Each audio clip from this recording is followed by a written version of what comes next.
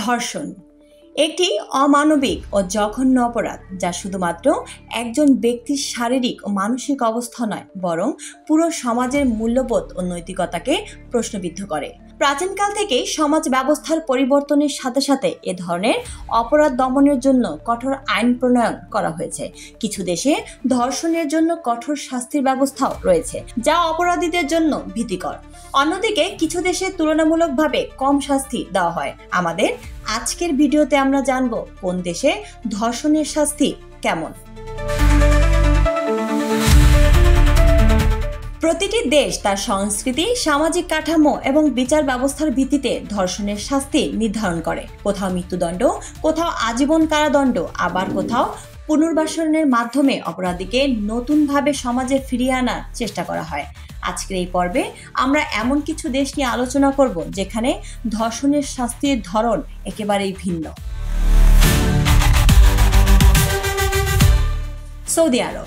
Saudi আরবের আইনি কাঠামো সম্পূর্ণভাবে শরিয়া আইনের উপর ভিত্তি করে গঠিত। ধর্ষণের অভিযোগ প্রমাণিত হলে এখানে অপরাধীকে মৃত্যুদণ্ড দেওয়া হয়। এমনকি অনেক ক্ষেত্রে জনসম্মুখে শিরচ্ছেদ করাও সৌদির আইনের একটি অংশ। এই শাস্তি অপরাধীদের মধ্যে তীব্র ভীতি সঞ্চার করে, যা দেশটিতে ধর্ষণের হারকে তুলনামূলকভাবে কমিয়ে এনেছে বলে দাবি করা হয়।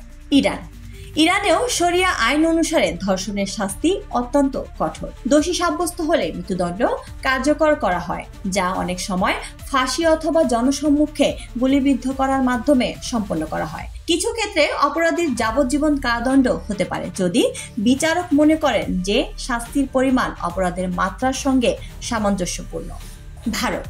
আমাদের পার্শ্ববর্তী দেশ ভারতের ধর্ষণের বিরুদ্ধে আইনি বেশ শক্তিশালী।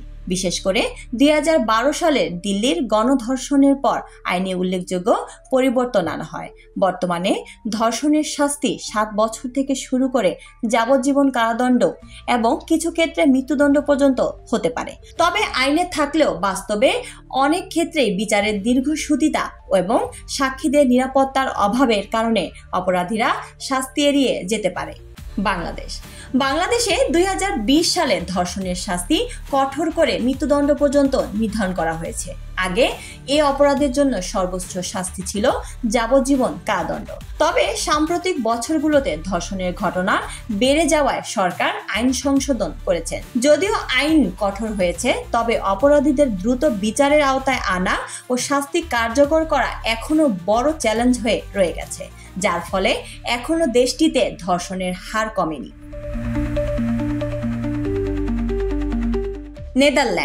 নেদারল্যান্ডসের আইন অনুসারে ধর্ষণের শাস্তি অপরাধীর মানসিক অবস্থা, অপরাধের মাত্রা এবং ভুক্তভোগীর প্রতি তার আচরণের উপর নির্ভর করে।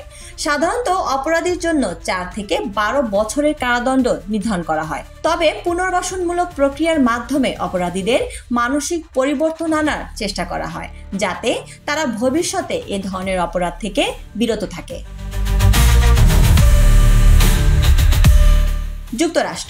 যুক্তরাষ্ট্রের প্রতিটি রাজ্যের ধর্ষণ বিরোধী আইন ভিন্ন। কিছু রাজ্যে কঠোর শাস্তির বিধান রয়েছে, যেখানে যাবজ্জীবন কারাদণ্ড কিংবা রাসায়নিকভাবে নপুংসক করার মতো শাস্তিও কার্যকর করা হয়। আবার কিছু রাজ্যে নির্দিষ্ট শর্ত সাপেক্ষে অপরাধীদের প্যারোলে মুক্তির ব্যবস্থাও রাখা হয়েছে।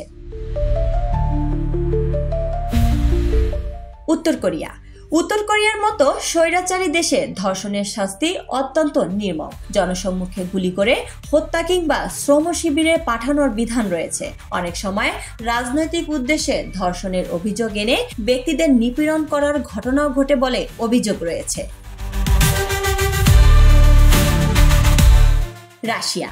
রাশিয়ায় ধর্ষণের শাস্তি 3 বছর থেকে শুরু করে 30 বছর পর্যন্ত কারাদণ্ড হতে পারে। তবে রাজনৈতিকভাবে সংবেদনশীল মামলায় কখনো কখনো আইন প্রয়োগে পক্ষপাতিত্ব দেখা যায়, যা বিচার ব্যবস্থা নিরপেক্ষতা নিয়ে প্রশ্ন তোলে। ধর্ষণের শাস্তি কঠোর হলেই কি অপরাধ কমে যাবে? এ প্রশ্নটি দীর্ঘদিন ধরে বিতর্কের বিষয় হয়ে রয়ে গেছে।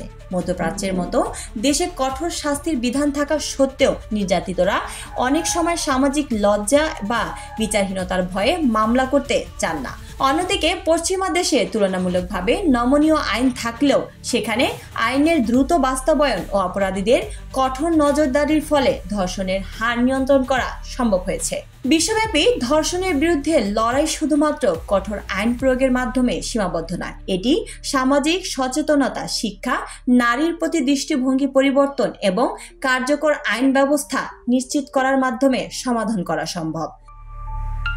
লামিয়া তমা, দৈনিক নবদৃষ্টি, নিউজ ডেস্ক।